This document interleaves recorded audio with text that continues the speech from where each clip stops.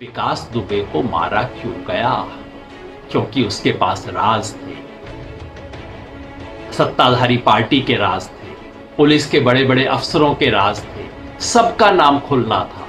इसलिए सब ने मिलकर तय किया कि उसे चुप कर दो। तो ये बात विकास को भी पता थी कि उसको मार देना है, इसलिए उसने जाके मध्य प्रदेश में सरेंडर किया। पकड़ा वकड़ा कुछ नहीं किया, धड़ल्ले से सरेंडर किया। हम सब जानते हैं कि वहां उसको पकड़ने से एक दिन पहले उज्जैन के उस थाने के पूरे स्टाफ को बदला गया, सिर्फ 24 घंटा पहले।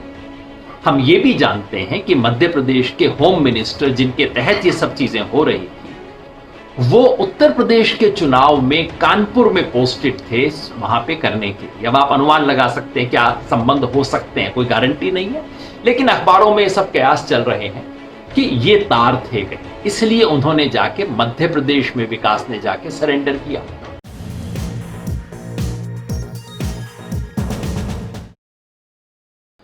चर्चा किसके बारे में हो रही है? चर्चा विकास दुबे के बारे में हो रही है, होनी चाहिए, लेकिन चर्चा क्या हो रही है?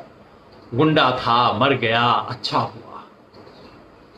अब गुंडा था, इसके बारे में कोई संदेह नहीं।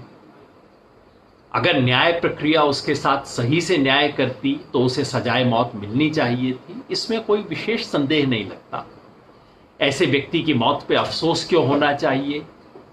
शायद नहीं हो, शायद मां को तो होगा, बहन को होगा, घर में पिता कुछ भी बोले, हो सकता है उनको कुछ अफसोस हो ही रहा होगा, लेकिन समाज में कोई अफसोस होगा? नहीं होना चाहिए। लेकिन कहीं ऐसा तो नहीं कि विकास दुबे के साथ साथ हमने कानून व्यवस्था की भी हत्या कर दी? अगर वैसा है तो हम सबको चिंतित होना चाहिए।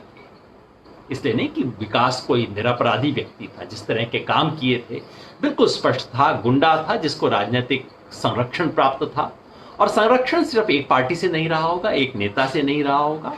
सालों साल ये लोग गुंडाई करते हुए अपना कैरियर बनाते हुए ऊपर बढ़ते हैं। सरकारें आती हैं जाती हैं, लेकिन इनकी सरकार बनी रहती है। और इस प्रकरण में जो कुछ हुआ, उसके बाद तो कोई संदेह ही नहीं बचता कि ये बिल्कुल खुल्लम खुल्ला पुलिस ने तय किया कि इस आदमी का मुंह नहीं खुलने देना। ये बात, कुछ बातें इस प्रकरण में बिल्कुल स्पष्ट है कि उसे राजनीतिक संरक्षण प्राप्त था, इसलिए वो वहां पे टिका हुआ था। पुलिस में उसके लोग थे जिन्होंने उसको वक्त से पहले बता दिया।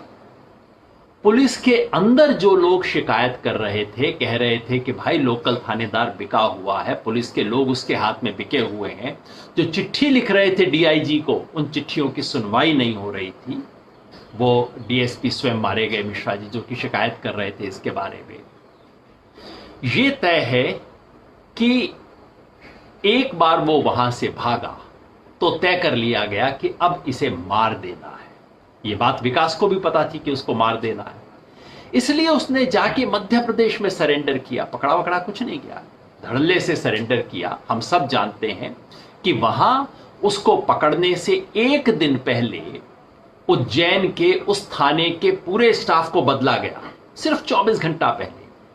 हम ये भी जानते हैं कि मध्य प्रदेश के होम मिनिस्टर, जिनके तहत ये सब चीजें हो रही थी, वो उत्तर प्रदेश के चुनाव में कानपुर में पोस्टेड थे वहां पे करने के लिए। अब आप अनुमान लगा सकते हैं क्या संबंध हो सकते हैं, कोई गारंटी नहीं है, लेकिन अखबारों में सब कयास चल रहे हैं कि ये तार थे गए। इसलिए उन्होंने जाके मध्य प्रदेश में, विकास ने जाके सरेंडर किया।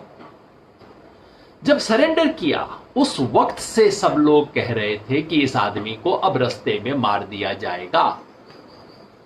सारा एविडेंस पब्लिक डोमेन में, उसको मध्य प्रदेश से उत्तर प्रदेश ला रहे हैं, प्रॉपर मजिस्ट्रेट के सामने पेश नहीं किया गया। मध्य प्रदेश के अंदर भी जो किया जाना चाहिए था, उसका प्रॉपर कानपुर पहुंचने से पहले सड़क पे ट्रैफिक रोक दिया जाता है। पीछे जो जर्नलिस्ट आ रहे थे उनकी गाड़ियों को रोक के, एक जर्नलिस्ट की गाड़ी की चाबी निकाल के उसको रोक दिया जाता है पहले ही, दूसरे को 15 मिनट पहले उसकी गाड़ियां रोक दी जाती हैं, और उसके थोड़ी देर बाद, 15 मिनट बाद ठाए ठाए की आवाज आती है। पुलिस कहती है कि देखिए गाड़ी में पंक्चर हो गया था। अब देखिए कैसी अद्भुत चीजें हैं गाड़ी में पंक्चर होता है, कोई टायर के निशान नहीं बनते, बाद में वो रिकॉर्ड करते हैं अखबार के फ्रंट पेज पे। मुझे कोई खुफिया जानकारी नहीं है, सब अखबार के फ्रंट पेज पे है कि ये सब होने के बाद वहां क्रेन से एक सड़क के ऊपर टायर के निशान बनाए जा रहे थे। एक्सीडेंट हुए, सब कुछ एनकाउंटर होने के 2 घंटे के बाद वहां पे सड़क पे निशान बनाए जा रहे हैं। पुलिस कहती है कि गाड़ी उलट गई और उसमें से विकास दुबे भाग निकला, लेकिन ऐसी उल्टी की गाड़ी का एक भी दरवाजा नहीं खुला। दरवाजा नहीं खुला लेकिन उसमें से विकास दुबे भाग निकला। और मजे की बात सुन लीजिए कि एनकाउंटर से आधा घंटा पहले विकास दुबे को किसी स्कॉर्पियो गाड़ी के अंदर रखा हुआ मिला था, वहां पे जा रहा था, उसका फोटो लिया गया, स्कॉर्पियो गाड़ी में पकड़ के उसको पुलिस ने रखा है। जो गाड़ी उल्टी है वो महिंद्रा गाड़ी है, एक दूसरी गाड़ी उल्टी है। और वो आदमी जो एक दिन पहले उज्जैन में धड़ल्ले से निहत्थे घूमते हुए अपने आप को अरेस्ट करवाता है, दुनिया को बताता है मैं विकास दुबे हूं कानपुर वाला, वो आदमी अब ऐसे में कानपुर के पास आके भागने की कोशिश कर रहा है। आप सोचिए, जैसा हमारे साथी राजीव ध्यानी जी ने कहा कि यार ये यूपी पुलिस को कुछ बॉम्बे से कोई स्क्रिप्ट राइटर बुला लेना चाहिए, कम से कम कहानी तो अच्छा लिखा करे। किसे विश्वास होगा आप बताइए ऐसी चीजों। और ऐसे में जबकि इस देश में सुप्रीम कोर्ट है, हाई कोर्ट है, अफसोस इस देश में शायद किसी को इस बात का नहीं है कि ये गुंडा मारा गया।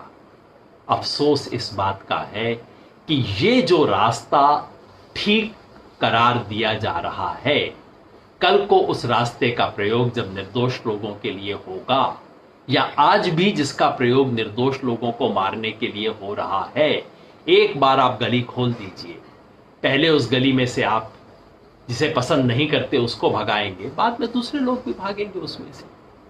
और ये सब हो रहा है। एक बार अगर ये अनुमति हो जाए कि पुलिस जिसको चाहे मार दे, तो भाई फिर कोर्ट कचहरी किसके लिए? फिर कल को अगर बिल्कुल निर्दोष व्यक्ति को जब मारा जाता है, और उत्तर प्रदेश पुलिस पहली बार नहीं कर रही है, इंडियन एक्सप्रेस में परसों खबर थी कि 109वां एनकाउंटर है, 109 एनकाउंटर हो चुके हैं।